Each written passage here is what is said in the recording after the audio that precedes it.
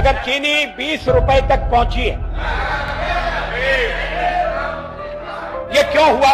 क्या सरकार को पता नहीं था कि गन्ने का उत्पादन कम होगा, चीनी कम पड़ेगी? क्या आयात की पहले से व्यवस्था नहीं होनी चाहिए थी? आयात कौन करेगा इस सरकार में, यह भी नहीं तय हुआ।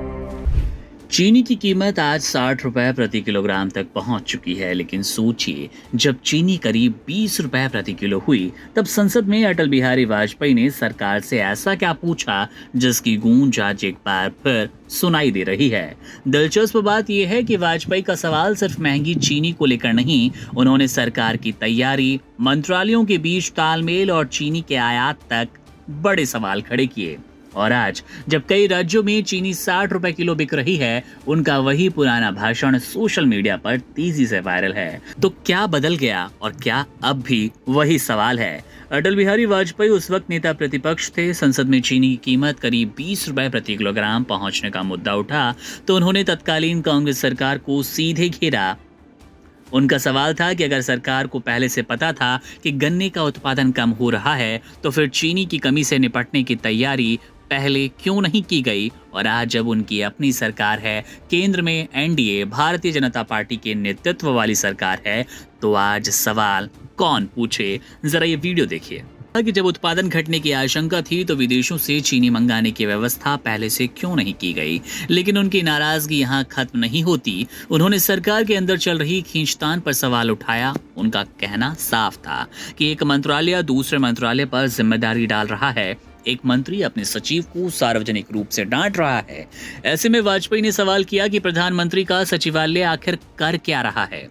फिर उन्होंने चीनी की कीमतों में संभावित मुनाफाखोरी का मुद्दा उठाया। उनका आरोप था कि खुले बाजार में कीमतें बढ़ने से उद्योगपति और व्यापारियों को करोड़ों रुपए का फायदा हुआ। उन्होंने विदेशों से चीनी मंगाने के मामले की जांच की भी जरूरत बताई थी। अब मौजूदा हालात क्या है? सरकारी आंकड़ों के मुताबिक 20 जुलाई को चीनी का राष्ट्रीय औसत खुदरा भाव 48.18 रुपए प्रति किलोग्राम था और सिर्फ एक महीने में यह बढ़कर 20 अगस्त को 55.70 रुपए और 21 अगस्त को 58 रुपए 23 पैसे हो गया।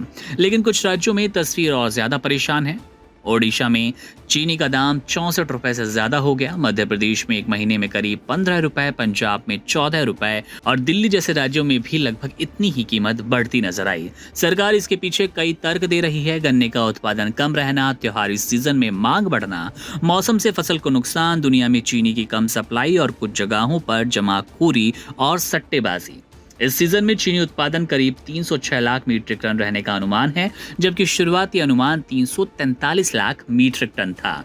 कीमतों को काबू में करने के लिए सरकार ने चीनी डीलरों पर 400 टन की स्टॉक लिमिट लगाई। इसके साथ ही घरेलू बाजार में सप्लाई बढ़ाने के लिए 10 लाख टन कच्ची चीनी के शुल्क मुक्त आयात की अनुमति दी। लेकिन सबसे बड़ा सवाल ये कि तब चीनी 20 रुपए किलोग्राम पहुंची थी तो वाजपेयी सरकार ने तैयारी पर सवाल उठाए। आज जब चीनी 60 रुपए प्रति किलोग्राम है तो क्या हालात बदल चुके हैं या सवाल वही है?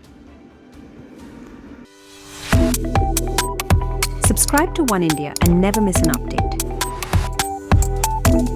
Download the One India app now.